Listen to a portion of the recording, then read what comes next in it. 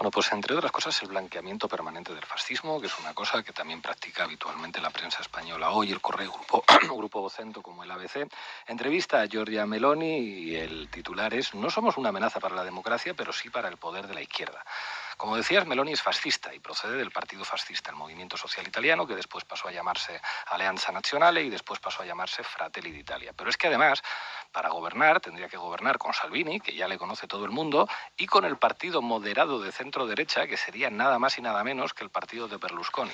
Pero desde hace días hay una campaña de blanqueamiento que lo que viene a decir es que esta señora, como está a favor de la OTAN y como, digamos, que está flirteando con Mario Draghi y está siendo receptiva a sus propuestas económicas, pues digamos que ya el fascismo no es tan grave.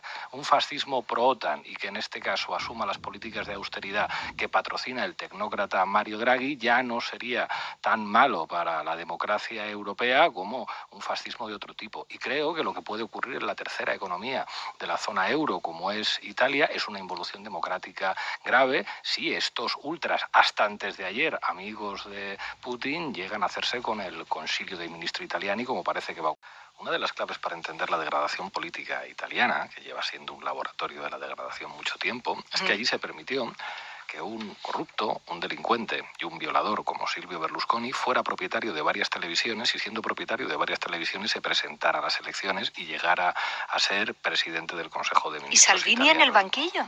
Claro, pero es que pero el problema de eso es consentir que determinadas dinámicas se pueden normalizar. No se puede normalizar que un corrupto, que un delincuente, que un violador sea propietario de varias televisiones y que al mismo tiempo se pueda presentar a las elecciones, que es lo que ocurrió en Italia. Y a partir de ahí yo creo que vamos a un escenario que anticipa lo que puede ocurrir en España. Todas las encuestas dicen que habría mayoría en Italia para un gobierno de dos partidos de ultraderecha con Berlusconi, casi nada. A partir de ahí viene una situación enormemente difícil. Italia es uno de los países más dependientes del gas ruso y del gas en general, después de Alemania, y viene una situación en otoño y en invierno donde puede haber cortes de suministros, donde puede haber una inflación notable. En ese contexto, lo que la Unión Europea dice, bueno, pues tenemos aquí a los fascistas, pero al menos que respeten la lógica de la NATO, algo que no va a ser tan sencillo estando los viejos amigos de Putin en ese gobierno, y por otra parte que apliquen las medidas de austeridad. Creo que lo que puede ocurrir en Italia en términos de degradación democrática puede anticipar lo que podría ocurrir en nuestro país con una mayoría absoluta del Partido Popular y Vox en los próximos 15 meses si no lo remediamos los demócratas antes. Y quiero escuchar, Carmen, vamos a repartir juego. Quiero escuchar a Pablo Iglesias, que lleva un tiempo con la mano alzada. Pablo. Es una doble imposición. Pensaba que estábamos hablando de Italia, pero veo que estamos hablando... No pasa nada, Carmen. Que estamos hablando del impuesto de patrimonio. Yo aquí quiero decir una cosa a favor de la derecha española. Y es su conciencia de clase, que es una cosa que yo admiro. La derecha gobierna y dice, pues ¿para qué nos han votado a nosotros? Pues para quitarle a los ricos el patrimonio, que es una cosa que contrasta con algunas izquierdas. Yo creo que la izquierda tiene que gobernar para todo lo contrario. Es decir, si la derecha quita los impuestos a los ricos, lo que tiene que hacer la izquierda es decir impuesto a la banca, impuesto a las grandes fortunas, impuestos de patrimonio, porque la concepción democrática de la izquierda entiende que la democracia consiste básicamente en redistribuir, que la democracia es básicamente un movimiento histórico de tipo expropiatorio que lo que hace básicamente es convertir los privilegios de unos pocos en derechos de todos. Al principio solamente podían votar los ricos, que es lo que hace la democracia, es decir, traiga usted para aquí este privilegio que aquí vamos a votar todos. Y van a votar también las mujeres. Y esto que antes era su privilegio, que es tener atención sanitaria digna, esto se lo vamos a quitar para que esto ahora sea de todos, de usted también, pero de todos porque es una cosa pública. Y con la educación, ¿cómo que es esto de que solamente se van a poder ir a una escuela con buenos maestros los ricos? No, esto se lo vamos a quitar a ustedes y se lo vamos a dar a todos. Eso es básicamente ser de izquierdas. Y sin embargo, en este país, esa conciencia de clase parece que solamente la tienen los partidos de la derecha. Cada vez que Unidas Podemos propone impuesto a los ricos, lío tremendo en los medios y en el gobierno de coalición. Impuesto a la banca, lío tremendo en los medios, que si los bancos se van a ir, que si el país se va a arruinar. Vamos a subir el salario mínimo, va a colapsar la economía si subimos el salario mínimo interprofesional. Vamos a mejorar los derechos de los trabajadores, se van a ir las empresas de este país y va a llegar el comunismo más terrible. Yo creo que esta actitud de la derecha debe hacer que la izquierda asuma de una vez sin complejos que hacer políticas de izquierdas supone tomar los privilegios de las minorías para convertirlo en derechos de las mayorías y que no se puede gobernar para todo el mundo. Cuando Rita Maestre decía gobernar es conciliar intereses, se equivocaba. La derecha no gobierna conciliando intereses, sino defendiendo los intereses de los ricos. ¿Qué es lo que tiene que hacer alguien de izquierdas? No comprar eso que te han vendido durante tantos años de que gobernar es conciliar intereses y tener muy claro cuáles son los intereses que representas. La derecha no duda. Y la derecha dice, bienvenidos a la libertad y al paraíso, que es lo que ha dicho la señora Ayuso, porque hemos eliminado el impuesto al patrimonio. Pues la izquierda lo que tiene que hacer es actuar con la misma claridad, teniendo claro los intereses que representan. Carmen, y después de... Que la gente se haga una idea, más o menos con el mismo tono con el que ayer Sergio Scariolo protestó una acción en la que el Barón había tocado aro y nos tocaba posesión, nos la quitaron, le pitaron una antideportiva completamente injusta. Esa es la actitud, a cara de perro. Así se negocian los presupuestos, también a la interna de un gobierno, cuando además hay dos formaciones políticas que representan intereses diferentes. Se negocia a cara de perro sobre la base de una correlación de fuerzas. Eso no quiere decir que se pierda la cordialidad, pero son negociaciones enormemente duras y menos mal, porque casi todas las cosas buenas que salen en un acuerdo de presupuestos es porque detrás ha habido gente, equipos técnicos, que ha tenido que pelear mucho, que negociar muy duro, sabiendo cada uno los intereses que está representando, y en función de la fuerza que tienes detrás se puede llegar más lejos o se puede llegar menos lejos, pero a cara de perro, y eso es una magnífica noticia democrática. ¿Cómo se negocia un convenio colectivo? A cara de perro. ¿Cómo se conquistan los derechos que después todos normalizamos como cosas buenas? El derecho al voto, el derecho a la huelga, el derecho a vacaciones. Pues a cara de perro, como todas las cosas buenas de la vida. Carmen, ¿cómo es? Hay una cosa que es difícil, que es lograr un acuerdo programático para hacer un gobierno de coalición. Pero hay algo mucho más difícil todavía, que es conseguir que ese acuerdo programático se cumpla. Y se cumpla en la ley de leyes, que son los presupuestos generales del Estado.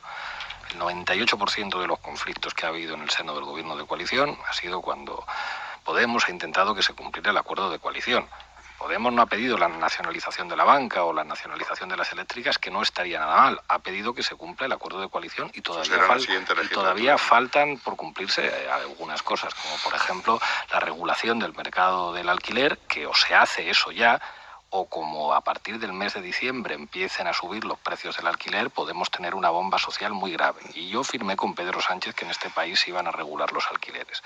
A partir de ahí empieza un conjunto de técnicas de presión, donde es verdad que en este caso la ministra de Hacienda tiene la posición más difícil. Pero ojo, cuando hay voluntad política, la plata se consigue. Por ejemplo, el Ministerio de Defensa siempre consigue la plata. Nunca se sabe cómo, nunca se sabe de dónde se sacan las partidas, qué partidas se ven, qué partidas no se ven, pero cuando hay un compromiso del gobierno español de aumentar el gasto militar, no se sabe cómo, siempre la ministra de Hacienda es capaz de encontrar el dinerito para que esos compromisos se cumplan. Bueno, pues con la misma voluntad y con el mismo rigor, cuando hay que cumplir un acuerdo de coalición y llegar a acuerdo con otros socios de izquierdas, como Esquerra Republicana, como Bildu, como otras fuerzas políticas parlamentarias, pues hay que llegar a esos acuerdos y eso se tiene que traducir lógicamente en el presupuesto. Hay un elemento muy importante escuchando a Carmen. Carmen es profesora de Derecho Constitucional. Por eso ha sido tan prudente lo que ha dicho, incluso seguramente algunos militantes socialistas que pueden estar escuchándola pueden decir por qué ha sido tan ambigua Carmen. Porque es profesora de Derecho Constitucional y ha explicado muy bien lo que es el indulto e implícitamente ha establecido la diferencia con la amnistía. El indulto supone reconocer la culpabilidad. Indultar a Griñán supone reconocer que Griñán es culpable de lo que hizo. A partir de ahí yo creo que es imposible defender políticamente el indulto. Otra cosa es que nuestros sistemas, que no hacen posible la amnistía, que la amnistía es otra cosa. La amnistía tiene el mismo efecto, pero la amnistía, aparte de reconocer que no hay ninguna culpabilidad, se amnistía a los presos políticos de la dictadura porque bien hacían luchando contra la dictadura e incumpliendo las leyes contra la dictadura. Del mismo modo que los independentistas, con toda la coherencia del mundo, decían no queremos el indulto, queremos la amnistía.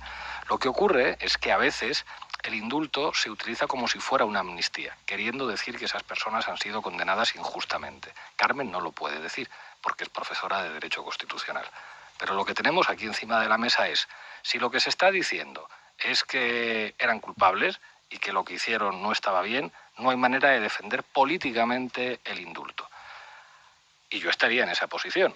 Si la propia Carmen dice esto no entra a cuestionar la sentencia sobre si ha sido justo o no, de hecho ha deslizado la cuestión del recurso al Tribunal Constitucional por si se violó algún derecho fundamental, eso ya es una vía diferente a la del indulto. No cabe defender la vía del indulto a mi entender. Si me dijeran, por poner un caso en el que mi compromiso es total, Alberto Rodríguez debería ser indultado, no, porque eso sería reconocer que fue culpable de algo. No fue culpable de nada, fue víctima de un montaje policial, debería ser amnistiado.